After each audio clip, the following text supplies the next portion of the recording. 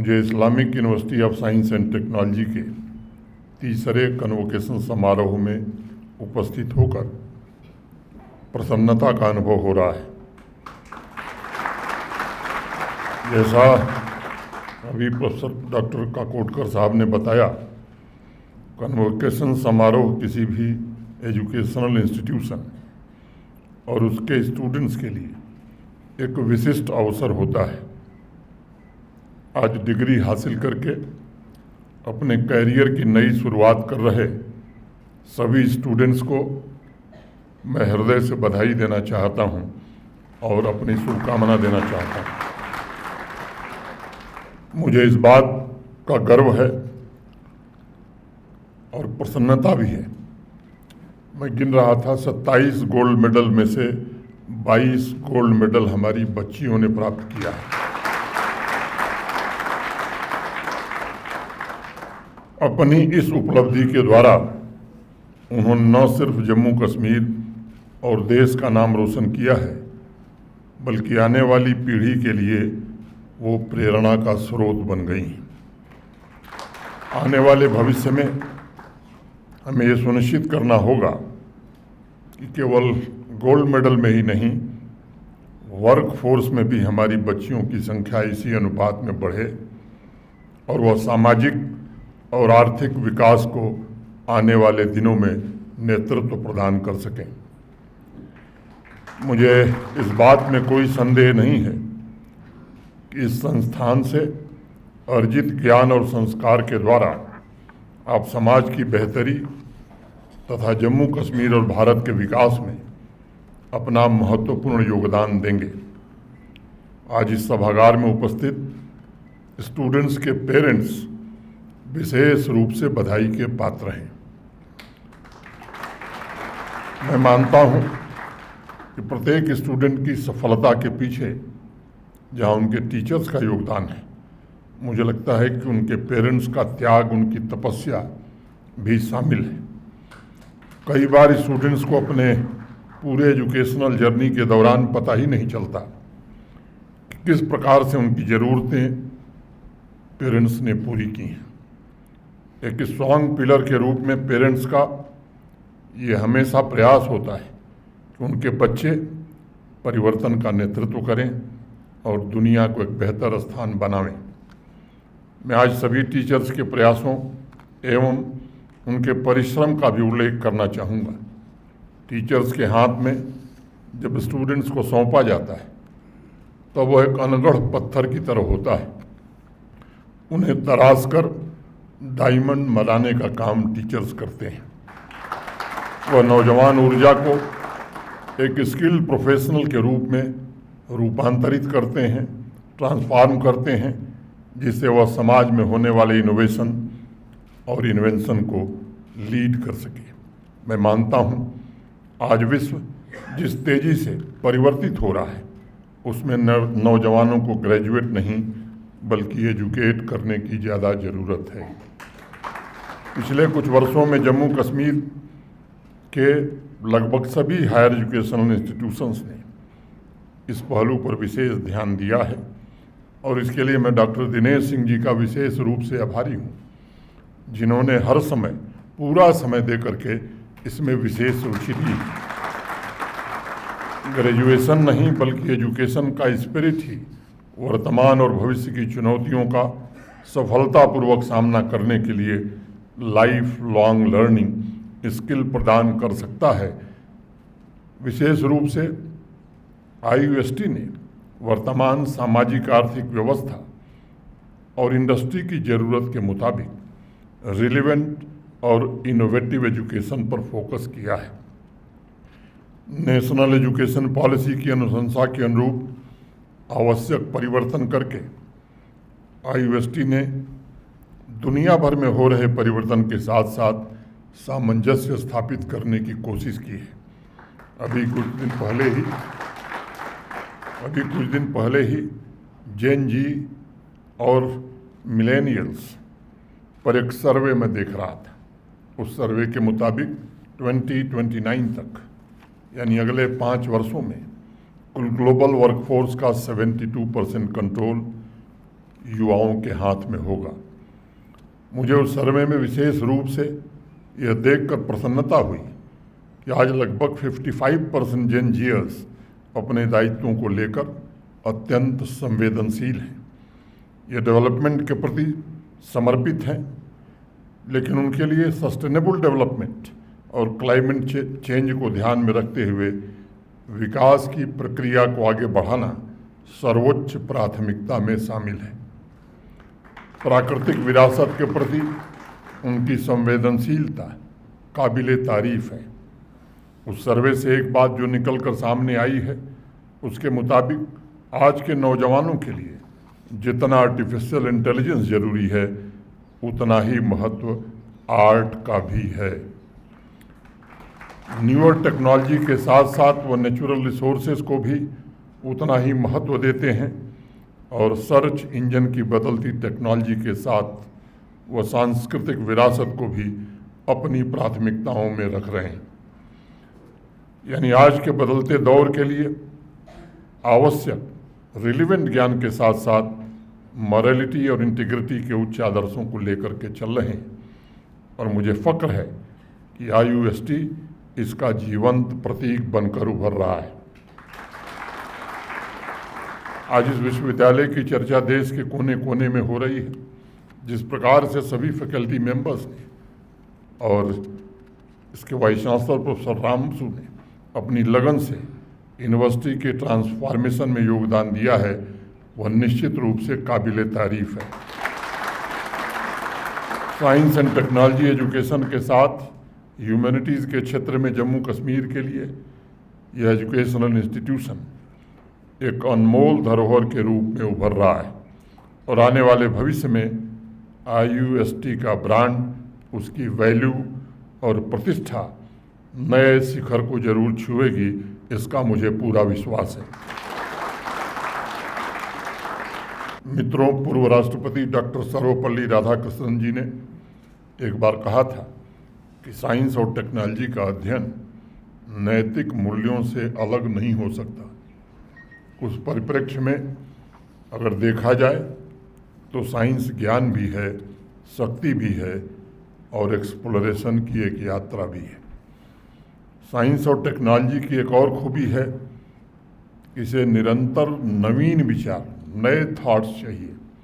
सामान्य भाषा में कहा जाए तो साइंस एंड टेक्नोलॉजी ये तालाब नहीं बल्कि एक नदी, रिवर के फ्लो की तरह हैं, जिसमें नए आइडियाज़, नई इनोवेशन और रिसर्च की निरंतरता बनी रहनी चाहिए। और इसलिए अप्रेंटिस बेस्ड एजुकेशन और ट्रेनिंग पर जो यूनिवर्सिटी जोर दे रही है, उसके कारण मैं समझता हूँ कि हमारे एजुकेशनल इंस्टीट्यूशंस मार्केट की आवश्यकताओं और उसमें हो रहे परिवर्तन से पूरी तरह अलाइन हो रहे हैं। एप्पल कंपनी के फाउंडर स्टीव जॉब्स ने एक महत्वपूर्ण बात कभी कही थी, and I coat, let's go and invent tomorrow rather than worrying about yesterday. कल क्या इनोवेट हुआ यह तो किताब और क्लासरूम में पता चल जाएगा, लेकिन कल क्या होने वाला है यह नए आइडियाज़ का एक्सप्लोरेशन ही तय करेगा। आज विश्व की गतिशीलता को मापना और परिवर्तन को प्रेडिक्ट करना लगभग असंभव सा हो गया है।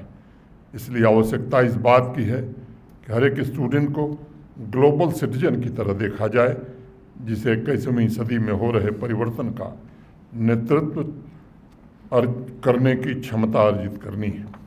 आज कोई भी स्टूडेंट 5 साल पहले लिखी गई किताब के माध्यम से न दुनिया को देख सकता है, न उसकी आवश्यकता समझ सकता है। आज सभी स्टूडेंट्स को गतिशीलता, जवाबदेही और दूरदर्शी मानसिकता के साथ अपने आसपास हो रहे परिवर्तन को देखने और चुनौतियों के समाधान की आवश्यकता पर बल देना होगा। मैं मानता हूं कि अगले 5 सालों में परिवर्तन की गति और तेज होगी और हर एक स्टूडेंट को सस्टेनेबल डेवलपमेंट का एक एजेंट बनना होगा, ताकि वह नई संभावनाओं को साकार करते हुए दुनिया को और बेहतर बना सके। प्लेटो ने अपनी पुस्तक रिपब्लिक में यंग माइंड की संभावनाओं पर एक बड़ा इंटरेस्टिंग स्टेटमेंट दिया है, and I quote, with anything young and tender the most important part of the task is the beginning of it, for that is the time at which the character is being formed and the desired impression more readily taken, unquote. हर एक student में असीमित संभावना छिपी है। ज़रूरत इस बात की है कि क्लासरूम उसकी संभावना को उसकी ताकत बनाने में मदद करे।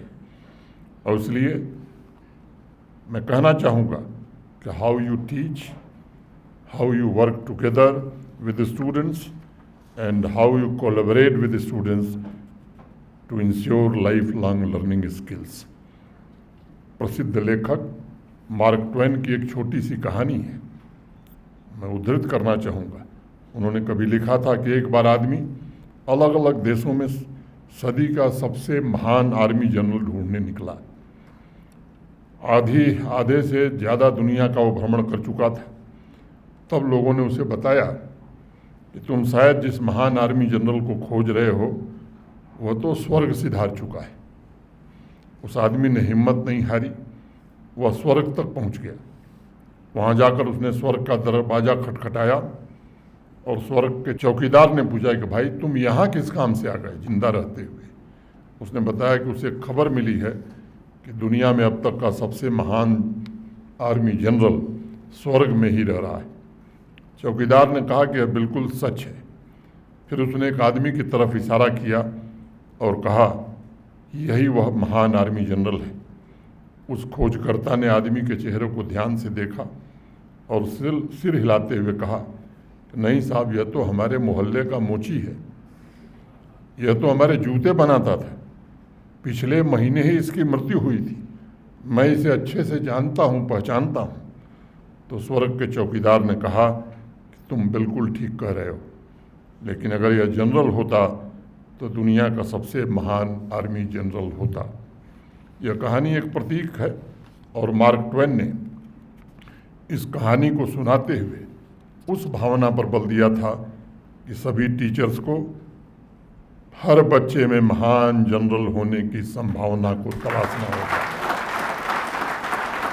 और उसके भीतर जो सुप्त टैलेंट है, पैशन है, उसे सही रास्ता देना होगा ताकि वो अपने जीवन में संभावनाओं को रियलाइज करते हुए क्रिएटिविटी और प्रोडक्टिविटी, इन दो महत्वपूर्ण एलिमेंट्स को कल्टीवेट कर सके।